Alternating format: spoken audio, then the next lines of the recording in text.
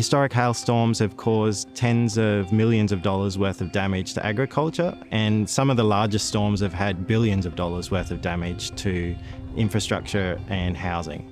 The HailNet project is a project that's designed to measure both wind and hail around southeast Queensland. We're measuring this at 10 stations on a mix of farm and urban sites so that we can understand the impact of hail on both crops but also urban buildings, solar panels, etc. Radars will measure hail up in the sky, but very little measurement gets done down near the ground where it impacts people and crops. So what we're trying to do here is better understand the relationship between hail on a radar up in the sky and what's occurring down at the ground level. Another aim of the project is to set up a real-time website so that the general public can log in, see what hail is being measured at any of our weather stations and see what's impacting in the area near their homes. We've had a great reception from farmers to get involved in the project, and really this boils down to the fact that it's their livelihoods and hail impacts their livelihoods. The Hail Library is an international effort to try and better understand what the characteristics of hail are.